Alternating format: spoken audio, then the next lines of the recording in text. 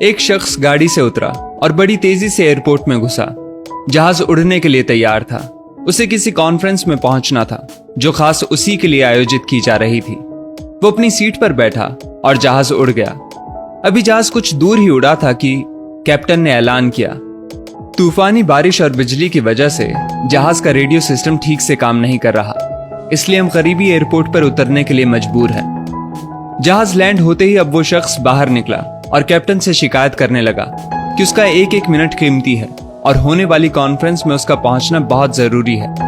पास खड़े दूसरे मुसाफिर ने उसे पहचान लिया और बोला, डॉक्टर पटनायक, आप जहां पहुंचना चाहते हैं टैक्सी द्वारा यहां से केवल 3 घंटों में पहुंच सकते हैं। डॉक्टर ने उस शख्स का शुक्रिया अदा किया और टैक्सी लेकर निकल पड़ा। लेकिन ये क्या, आंधी तूफान और मूसलाधार बारिश ने गाड़ी का चलना मुश्किल कर दिया। फिर भी ड्राइवर गाड़ी चलाता रहा।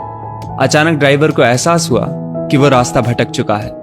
नाउमीदी के उतार चढ़ाव के बीच उस शख्स को एक छोटा सा घर दिखा। इस तूफान में वही गनीमत समझकर गाड़ी से नीचे उतरा और दरवाजा खटखटाया। आवाज आई, जो कोई भी है अंदर आ जाए, दरवाजा खुला है। अंदर एक बुढ़िया आसन बिछाए भगवत गीता पढ़ रही थी। उसने कहा, माँ जी, अगर इजाजत हो तो आपका फोन इस्तेमाल कर लूं।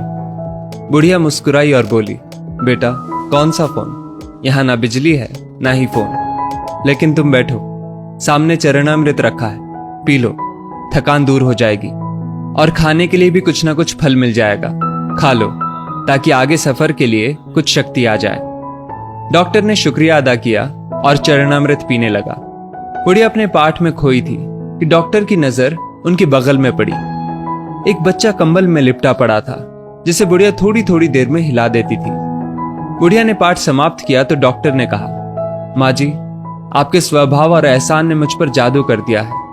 आप मेरे लिए भी दुआ कर दीजिए, ये मौसम साफ हो जाए। मुझे उम्मीद है आपकी दुआएं जरूर कबूल होती होंगी। बुढ़िया बोली, नहीं बेटा, ऐसी कोई बात नहीं। तुम मेरे अतिथि हो और अतिथि की सेवा ईश्वर का आदेश है। मैंने तुम्हारे लिए भी दुआ की है। परमात्मा का शुक्र है, उसने मेरी हर दुआ सुनी है।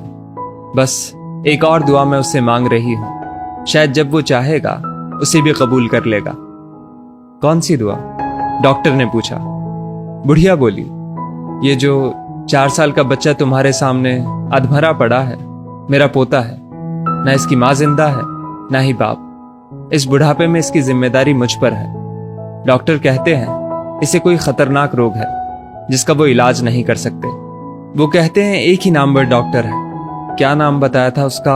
हाँ, याद आया, डॉक्टर पटनायक। वो इसका ऑपरेशन कर सकता है। लेकिन मैं बुढ़िया कहाँ उस डॉक्टर तक पहुंच सकती हूँ? बच्चे को लेकर जाऊं भी तो पता नहीं वो देखने के लिए राजी भी हो या नहीं। बस अब बंसी वाले से यही मांग रही थी कि वो मेरी मुश्किल आसान कर दे। डॉक्टर की आंखों से आंसुओं का सैलाब बह निकला। वो रूंधे कंठ से बोला, माई, आपकी दुआ ने हवाई जहाज को नीचे उतार लिया, आसमान पर बिजलियां कौंधवा दी, मुझे रास्ता भुलवा दिया ताकि मैं यहां तक खींचा चला आऊं। हे भगवान, मुझे यकीन ही नहीं हो रहा कि कन्हैया एक दुआ कबूल करने के लिए अपने भक्तों की इस तरह भी मदद कर सकता है। दोस्तों, वो ईश्वर सर्वशक्तिमान है। जहां इंसान बेबस हो जाता है वहीं से उसकी परम कृपा शुरू होती है। यदि इस वीडियो ने आपका दिल छू लिया हो तो इसे लाइक शेयर अवश्य करें और